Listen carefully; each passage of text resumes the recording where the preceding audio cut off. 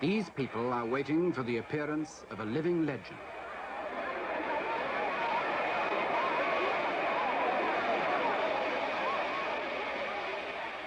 Ministers of government, ambassadors and their wives, princes of the church.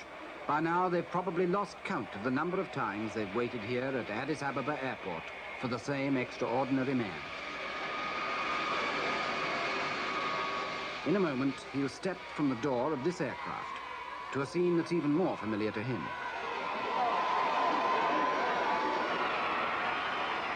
And here he comes, the legend in person. One of the world's best-known figures and faces, and one that most of us know least about. Father figure of modern Africa and relic of a vanishing world, feudal despot and reforming monarch, one of the last claimants to the divine right of kings, the legendary descendant of King Solomon and the Queen of Sheba.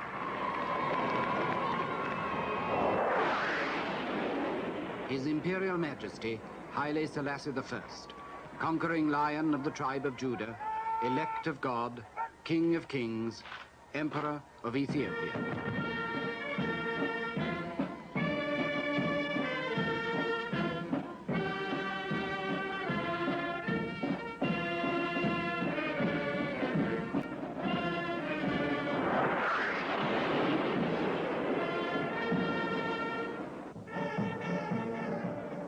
Not long ago, Haile Selassie celebrated his 40th anniversary as emperor, and his own people of Ethiopia came to do him honor.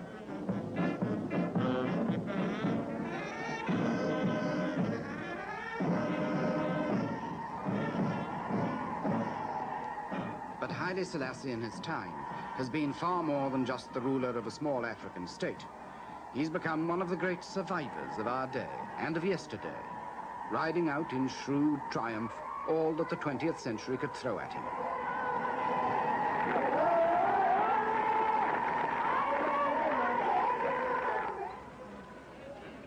Today, Haile Selassie is courted by all the world.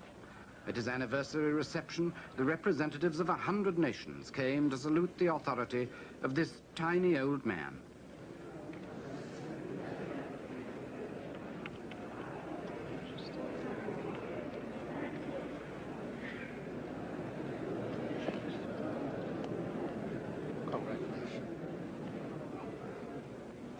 He was probably the first African leader to be treated by white men as an equal, and the first to be sacrificed by them in the name of appeasement. He's learned to trust nobody, except perhaps his dog, and yet he's won the respect of the world, for there's no man alive today whose life has spanned so much. Now, in his old age, he's practically the incarnation of the history of our time.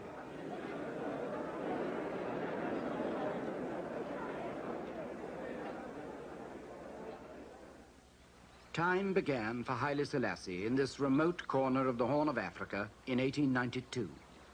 In London, Queen Victoria had celebrated her Golden Jubilee. In Africa, the colonial powers were carving up the continent. But the world Haile Selassie was to grow up to had not been dreamed of. He was born in a thatched hut and christened Tafari Makonnen. And though he was of Ethiopia's royal blood, his childhood on these hillsides was as carefree as childhood should be.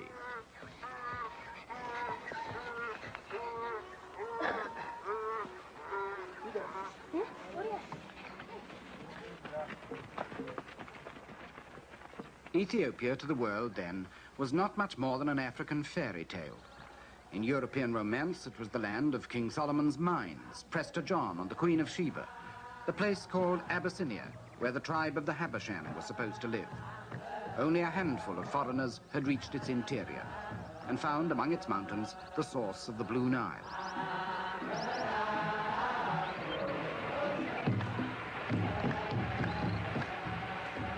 The rest was as dark as anything in darkest Africa, hidden by giant mountains from the deadly curiosity of the world. But Europe's romance was Ethiopia's living history. There was a rich empire here when most of Europe was in darkness 2,000 years ago. Its ruins still stand at Aksum, its first capital. And the title of its first rulers, King of Kings, is that of Haile Selassie today.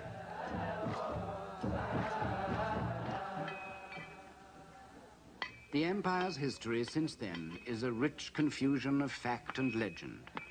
There are still 50,000 people like these in Ethiopia who call themselves Jews of the House of Israel and claim descent from the first Jews out of Arabia 3,000 years ago. They observe the Jewish Sabbath and mark their pottery with the Star of David.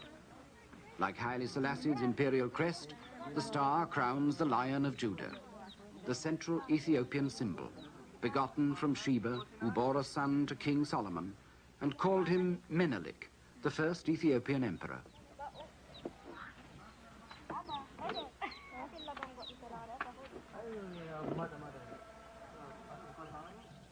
But the central tradition of Ethiopia is Christianity.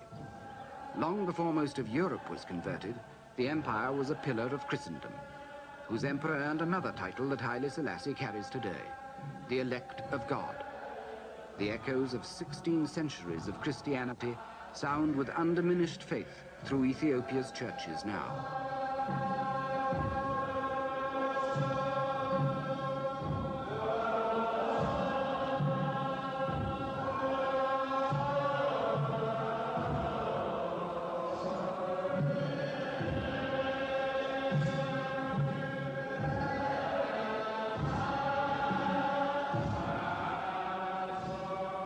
The church in Ethiopia was a sort of barbaric Byzantium, and a crusading church as well, bestowing the light of Christ upon the heathen tribes. But like other crusaders, it was beset by the growing power of Islam.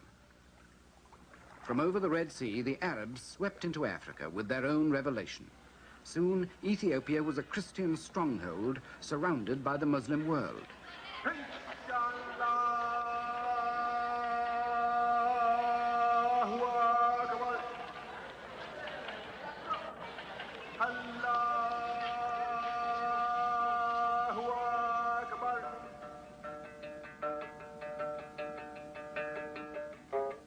Hidden in the mountains from the Muslim invasion, the emperors and priests of Ethiopia kept the Christian faith alive.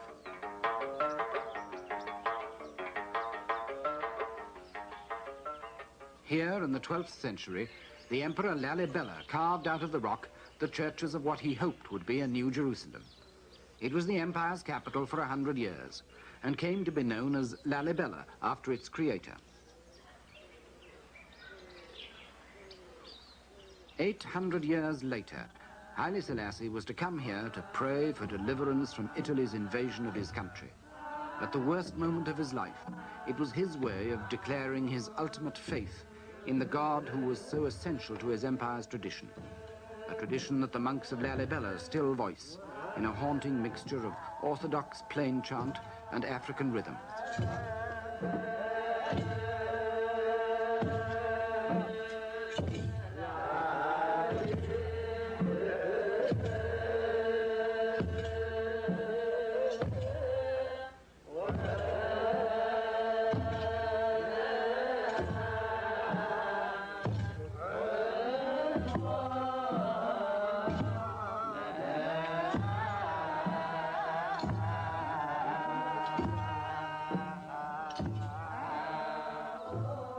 In the long struggle with Islam, church and state became inseparable, and the Christian powers of Europe sent emissaries to the emperors to help them against the Muslims. One of them may have been Prester John, some Western Father Jean, perhaps, exiled and forgotten here for a lifetime. But in spite of Western help, many of the empire's provinces were overrun. The emperors themselves became nomads, wandering the highlands from camp to camp, until here at Gondar in the 17th century, they came to rest again in renewed splendor.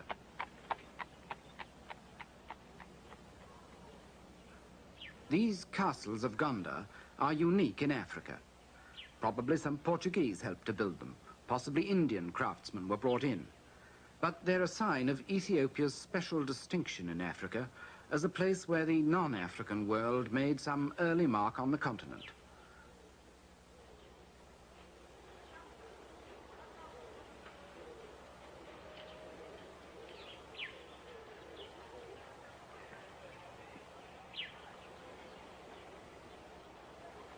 Gondar was only a brief revival of a declining empire. In another 100 years, the court was on the march again, still carrying the Christian banner, but challenged at every step by powerful feudal barons, as the kings of medieval England used to be.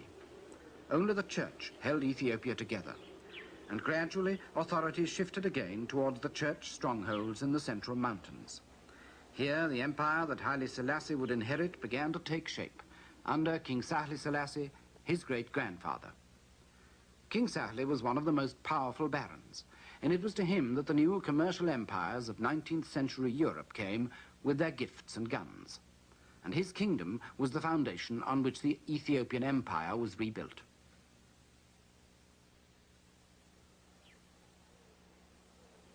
Its revival was heralded by a Christian crusade, led by a man who was half monk, half warrior, and who defeated all other contenders for the throne, the Emperor Theodore. But in 1862, Theodore fell foul of Queen Victoria. By a misunderstanding, she failed to answer one of his letters, and in a huff, Theodore imprisoned a British consul and some European missionaries in his mountain fortress at Magdala. When 5 years of diplomacy failed to secure their release, the British at last sent a military expedition to recover them.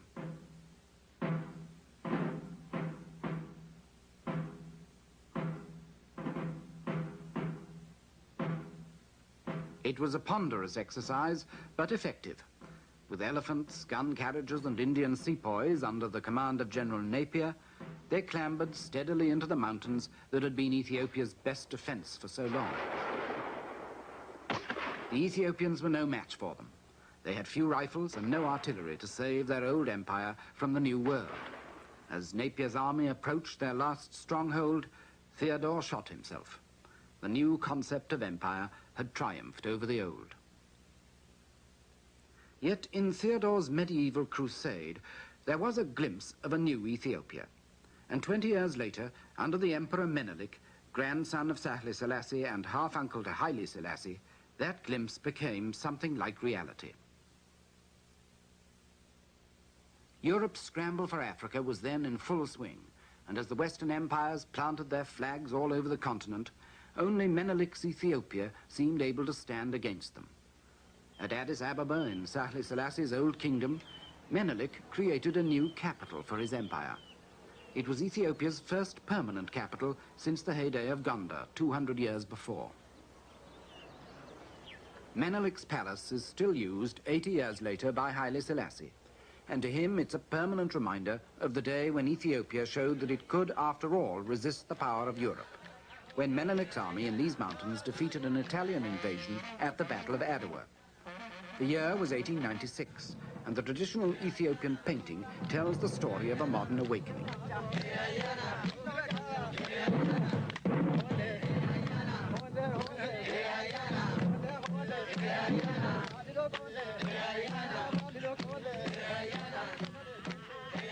It was the first time a European army had been defeated by Africans since Hannibal beat the Romans 2,000 years ago.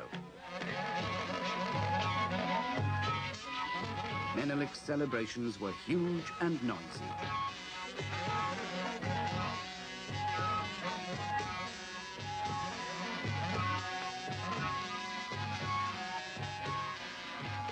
For days on end, the drink ran like water, and the tables were red with the blood of raw meat.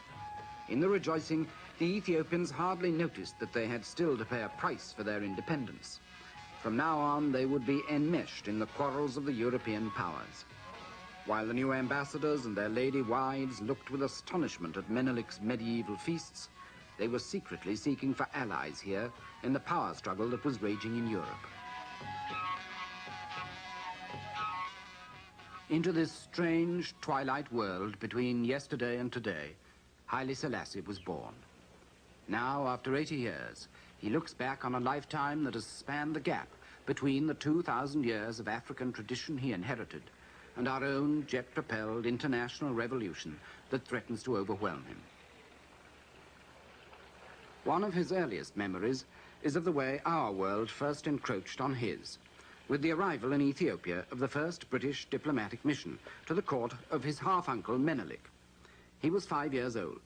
The year was 1897, just a year after the great victory of Adwa, and the British mission on its way to Addis Ababa stayed with the young Haile Selassie's father in the town of Harar. Harar then was a newly conquered province of Menelik's empire, taken from Muslim hands.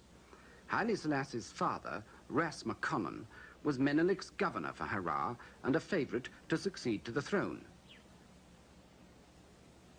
In Muslim hands, Harar had been a secret city, closed to non-Muslims for centuries. 40 years earlier, the British explorer Richard Burton had only been able to get here disguised as an Arab. He didn't think much of what he saw. The streets were stony and narrow, the faces were stern and secretive. He thought they justified the local proverb, hard as the heart of Harar.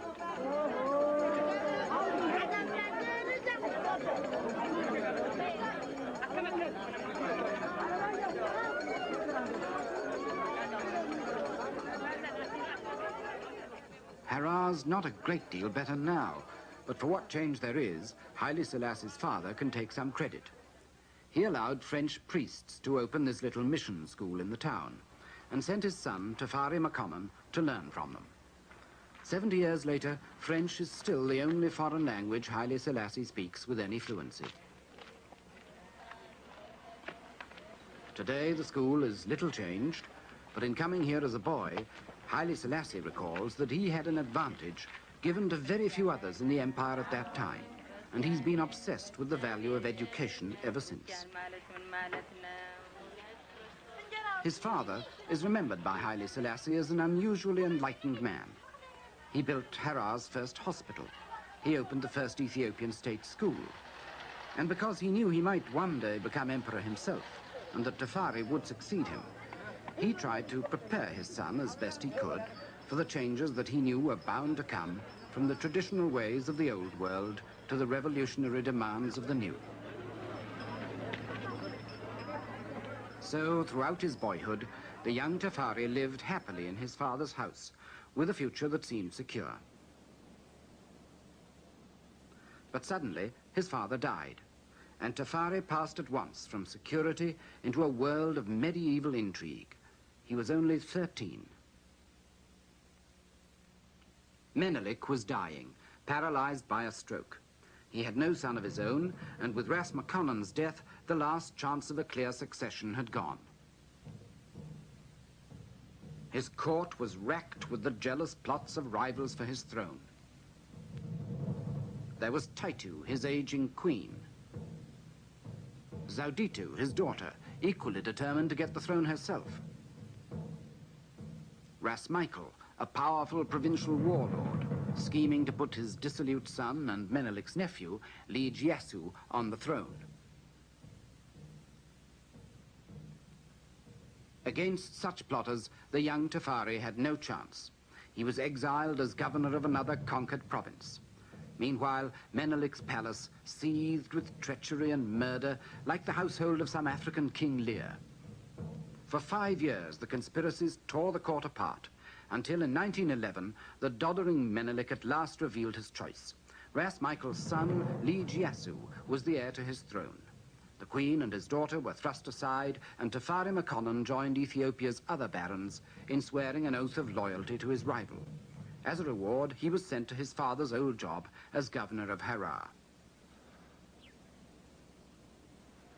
In Harar, Tafari was safely out of the way, a week's journey from the capital. He was just 19, but he was experienced far beyond his years. Already he knew not only how to run a province, but how to play a waiting game, and he knew there was still a crown to play for. He needed all his caution, because when Menelik died at last and Liege Yasu was crowned, the new emperor was already half mad with syphilis, turning from youthful dissipation to exotic vice and murder. He tried to murder Tafari on this lake near Harar, where Tafari often went boating with friends. This time, Liege Yasu bribed a servant to hold the boat so that it sank in the middle of the lake. A friend was drowned. Tafari survived by swimming ashore. The foreign embassies dabbled in these plots as well. The new diplomats who'd surrounded Menelik now imposed on these medieval intrigues the shape of approaching war in Europe. Germany and Turkey stood with Liege Yasu.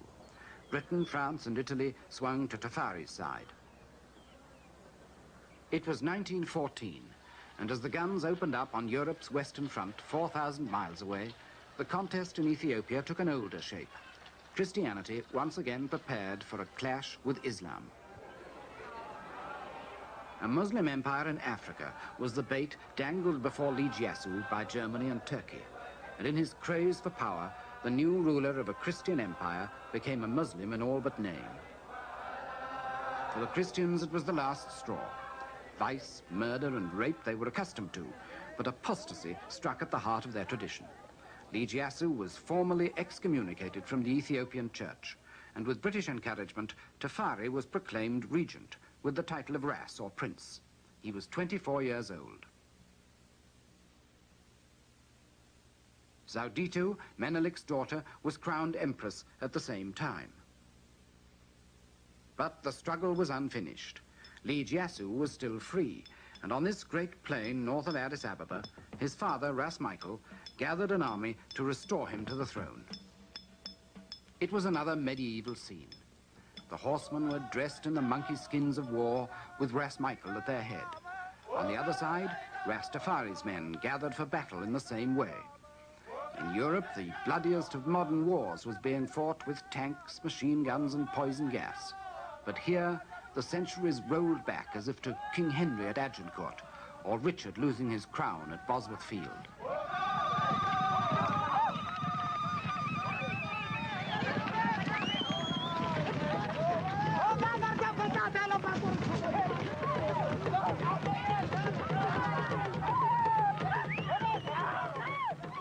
Like Menelik's victory at Adowa, this battle of Rastafari for his crown has become one of the great subjects of Ethiopia's popular art.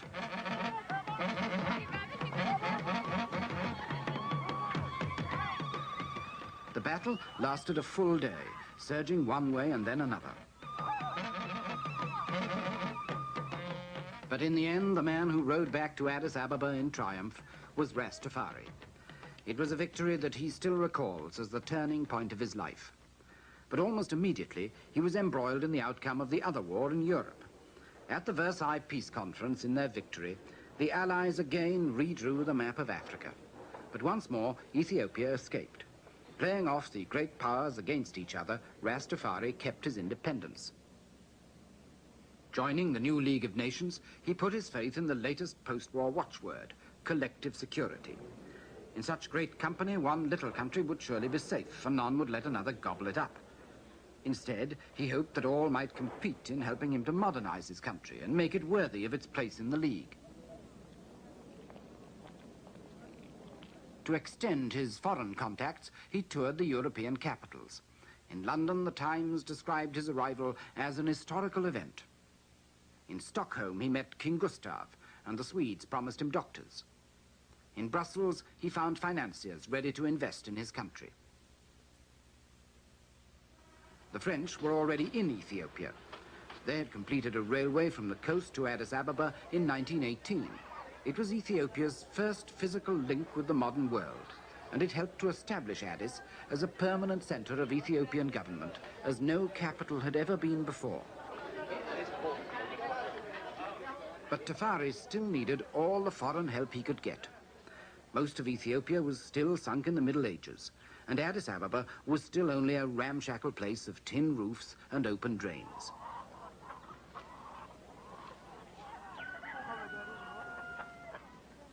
He had to fight poverty and tradition, but he was still only regent, and his hands were still tied by his old enemies at court, who were once more plotting against him. It wasn't until 1930 that Rastafari won supreme power at last, and ascended the throne when the Empress Zawditu died. Crowned emperor at last at the age of 38, Tafari took the royal name of Haile Selassie, meaning the Mighty Trinity.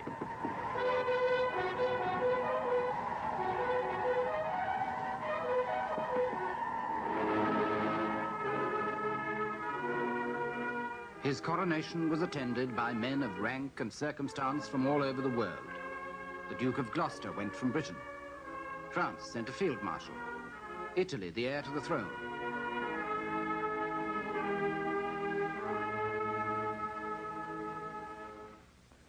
Governors of Africa's colonial territories came to salute the independent African king. His own people poured into Addis Ababa in thousands to pay homage to the new emperor.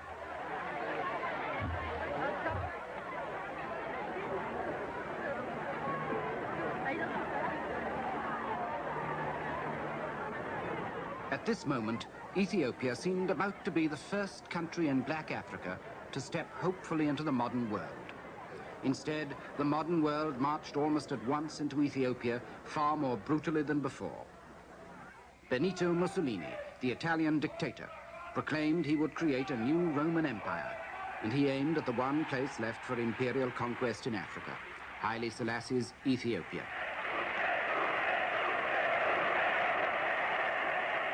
Mussolini's excuse was Ethiopia's backwardness, that same medievalism that Haile Selassie himself hoped to end. He told his soldiers they had a civilizing mission, but his ambitions dragged Haile Selassie straight into the 20th century's new barbarism. Hitler threatened the peace of Europe. As the Nazi troops marched, Western statesmen quailed at the thought of a new war.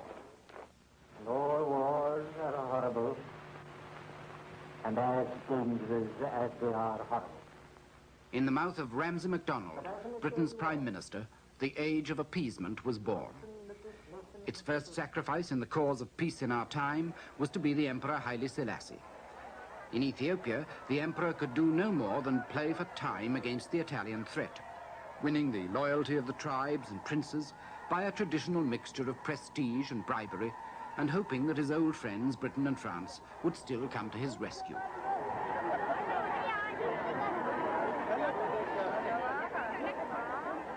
But Haile Selassie and his men were whistling in the dark.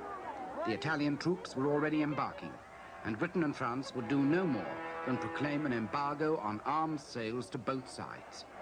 For Italy, with her own arms, the embargo was a green light. For Ethiopia, it was a death sentence.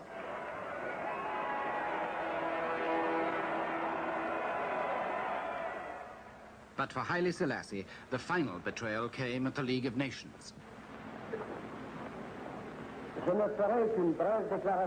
Pierre Laval, the French foreign minister, and Sir Samuel Hoare for Britain, proposed to hand part of Ethiopia to Mussolini. Appeasement had triumphed. Collective security was a myth. In the war that followed, Haile Selassie had no chance.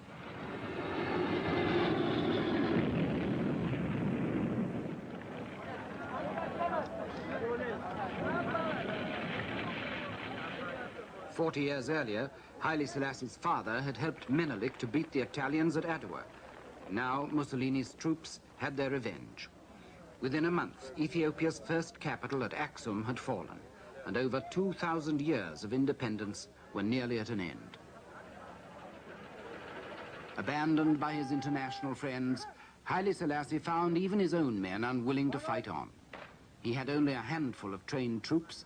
The rest were untrained tribal warriors, hopelessly outgunned.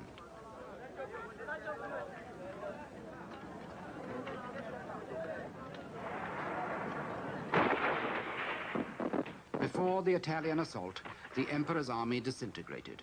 And at Easter 1936, Haile Selassie left his men to make a pilgrimage to the rock churches of Lalibela and to pray for his country. His prayers were unanswered. A month later, it was all over.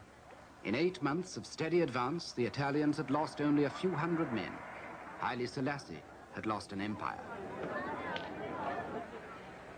On the 2nd of May, his family took the train from Addis Ababa to Djibouti.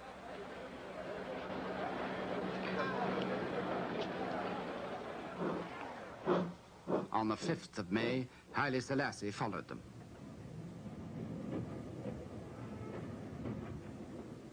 He left behind the agony of defeat to confront his betrayers at the League of Nations.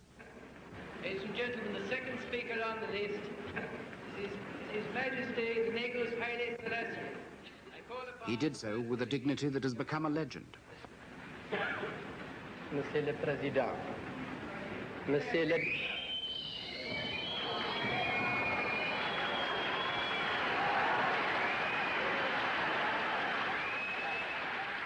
The jeers of fascists in the gallery did not stop him.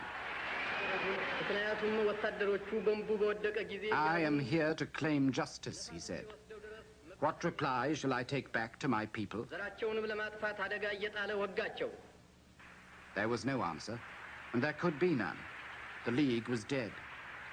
So, said the Emperor, it is us today. It will be you tomorrow.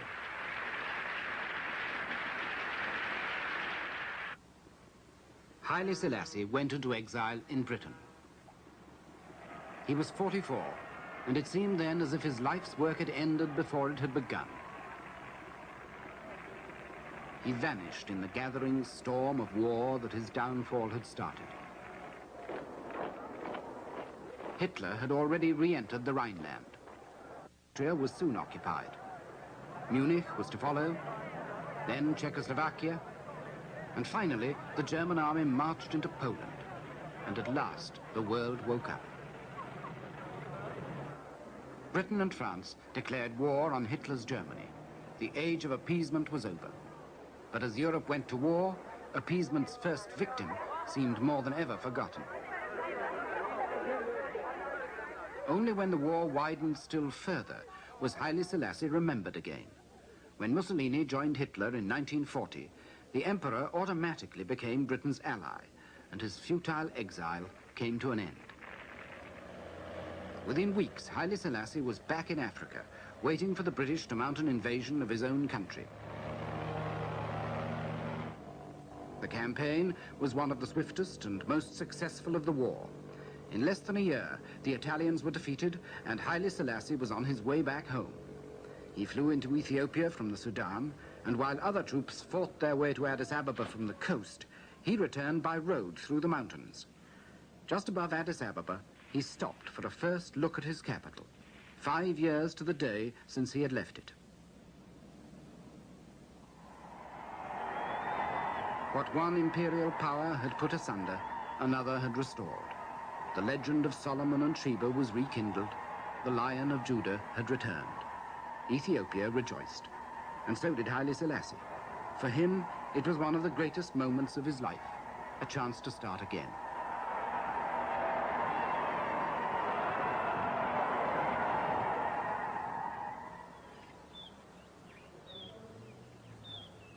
"30 years later, in the grounds of his palace in Addis Ababa, where he takes his daily walk among the lions that symbolizes imperial power, he reflects now that at that moment of return he was already 50 and had accomplished little. The Italians had left very few colonial improvements for him to build on. They'd only been there for 5 years, and they'd left things pretty much as before. There was no central administration. There certainly weren't any bright young graduates. There were no army officers, and there wasn't even a common language. Fundamentally, Haile Selassie was back with the same ramshackle empire he had won before, and whose primitive traditions he hadn't had a chance to scratch.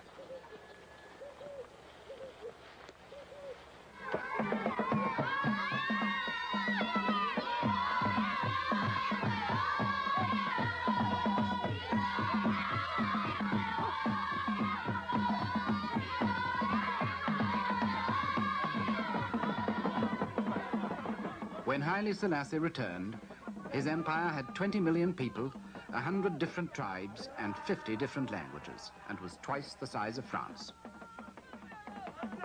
It was a proud empire, but its 2,000 or 3,000 years of tradition underwrote poverty, disease, and ignorance. An empire where more than half the people were pagan or Muslim, yet were ruled by a Christian monarch, whose church was still the only source of unity. A secluded empire, where life had remained unchanged for centuries. An empire, in fact, as backward and conservative as anywhere in the world.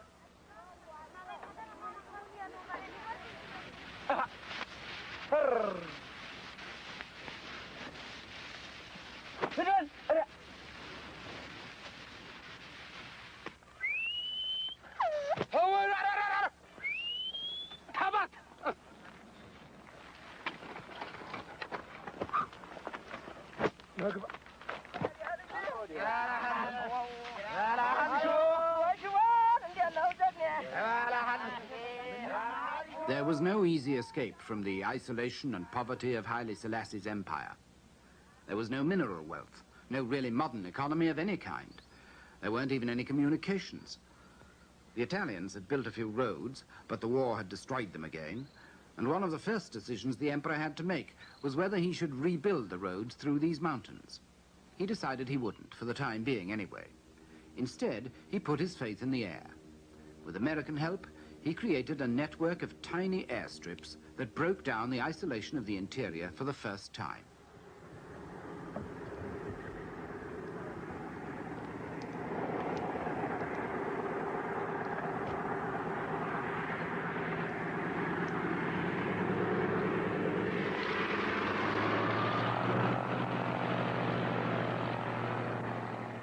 When the 1950s opened, Ethiopian Airlines were in business.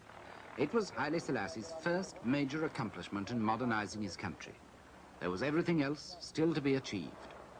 Yet at this moment, by a stroke of luck, Ethiopia's past for the first time came to the aid of the present and made Haile Selassie and his capital the focus of Africa's new hopes.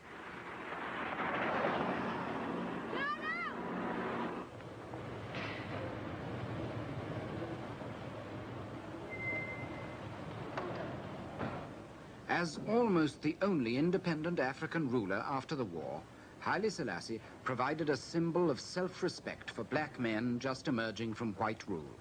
The wind of change had come to Africa.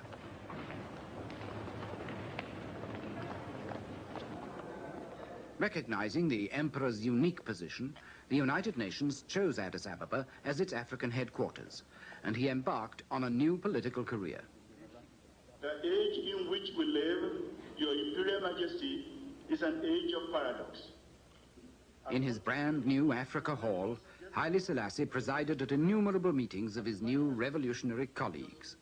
He became the great African father figure, the great African peacemaker, in the Congo, in Biafra, in Morocco and Algeria. It was a strange apotheosis for the King of Kings.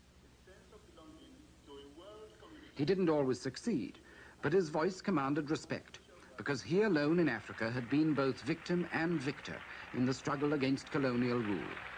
He alone had been the first martyr of the old League of Nations and was now a founder and guide of the new United Nations.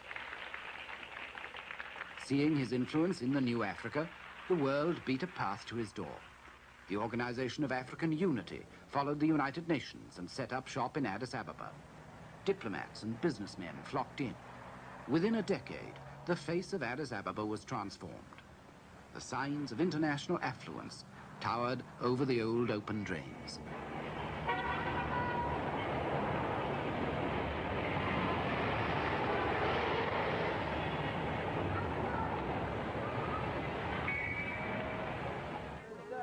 With the bankers and diplomats came foreign money and foreign aid. There were new ports, new roads, new dams to be opened. America trained the emperor's army. Russia built his schools. Israel provided technicians. India supplied teachers. Britain brought doctors. France offered culture. Germany sent trade missions. Haile Selassie's old empire had become the new African showcase, and everyone wanted an exhibit there.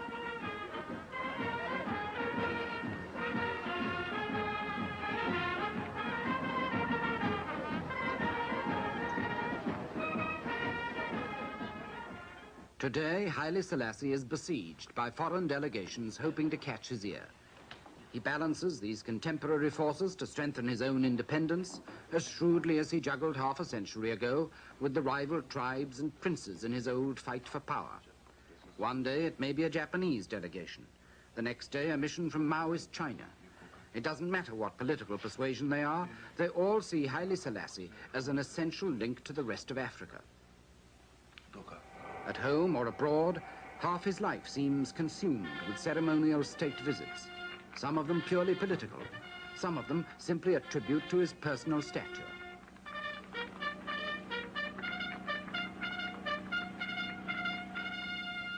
Even with Italy, he's made friends again. On a state visit to Rome, 30 years after Mussolini's troops had been driven from his country. At home, he seems all-powerful, adding to the natural mystery of a divine monarchy the artificial cult of personality. His name is everywhere. His presence seems all-pervading. His word seems law. His ministers are overshadowed by him, and his government is run by him. His palace is surrounded by all the machinery of a modern administration, but even his prime minister brings the important decisions back to him. In his old age, it looks as if Haile Selassie has routed all his enemies at last, to emerge supreme, as if the all-wise and benevolent Lion of Judah has prevailed.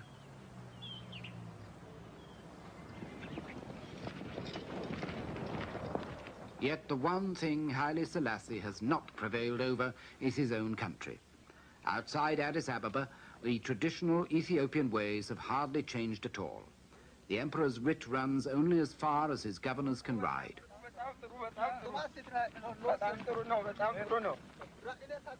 Sometimes that may not be far enough. Less than a third of Haile Selassie's people live within a day's ride of any sort of road. It's over 60 years since Haile Selassie in his youth started his career as governor for the Emperor Menelik in this very province. And the system's no different for the man who represents him now. Every time the governor rides out into the farther reaches of his province, he gets a royal welcome.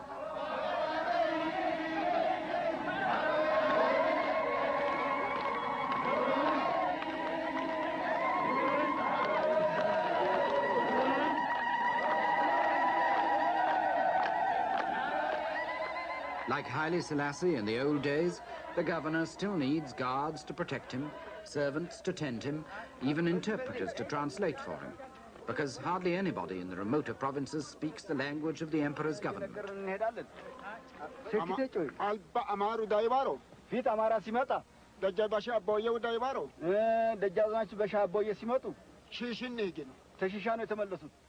It's government in the medieval style, and modern Addis Ababa seems very far away. Even the bigger villages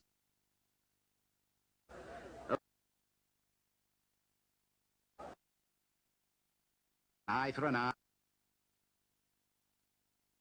island villages.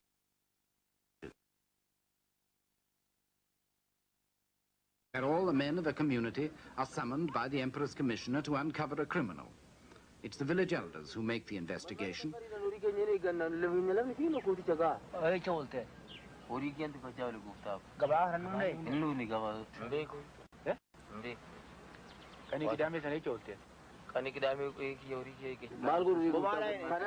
If they can't agree on a culprit, every man present will suffer his share of a collective punishment.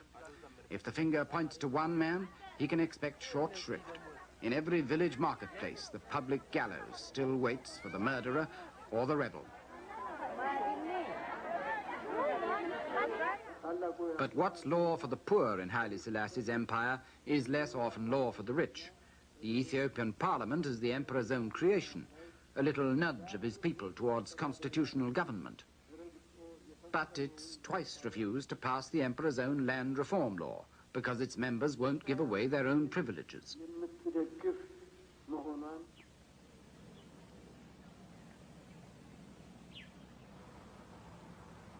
As the years go by, the emperor's step gets slower. He may live in some splendor himself, but he knows the Ethiopian peasant is still as poor as any in Africa.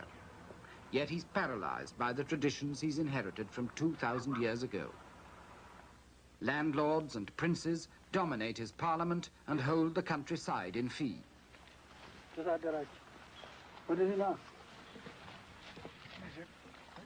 The peasants own nothing, and at harvest time the landlords and their bailiffs come to demand their share of the crop.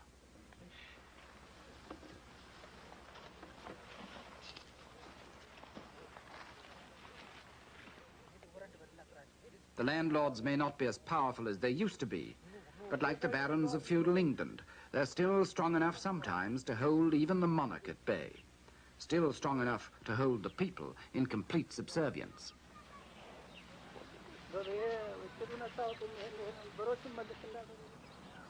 Biggest of all the landlords is the Ethiopian church. History has made it inseparable from the empire, And now, as powerful as the great monastic orders of medieval Europe, it dominates the life of the Christian highlands.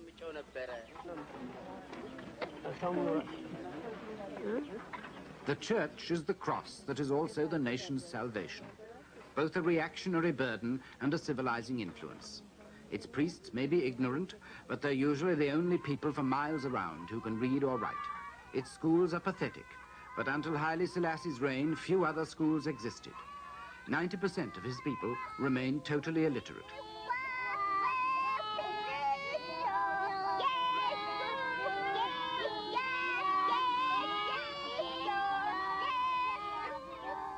Nearly half the population of Ethiopia now is under the age of 15, and for Haile Selassie, their education has always been an obsession. He's taken personal charge of the Ministry of Education, sought teachers and money for more schools from half the countries in the world, and turned one of his palaces into a university. He's directly responsible for whatever schooling these youngsters get. But like everywhere else, the more they have, the more they want. School strikes and revolutionary slogans take command. And Haile Selassie's efforts are dismissed by the young as mere failure and repression. The educated middle-aged are rebellious too. They owe their privileges to the emperor as much as to anyone, but they whisper their discontent in the posh bars of Addis every night and can't wait for the old man to go. But the old man's still there, as shrewd and ruthless as ever. He still knows how to balance one force against another, playing off traditional resentments against novel discontents.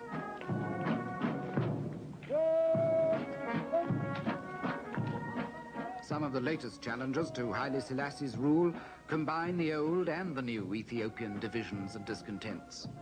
Down near the coast in Eritrea, where the Italians had their empire for half a century, there's a popular liberation front now fighting for independence from Haile Selassie and joining the old battle of Islam against Christianity with a new revolutionary movement against an ancient monarchy.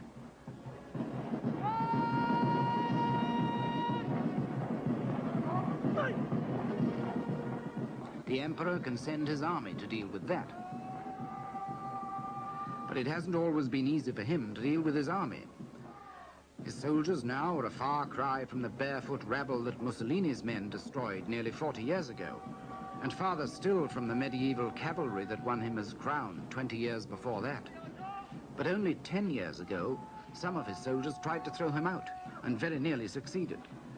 It could happen again, the classic 20th century military coup d'etat against an aging ruler.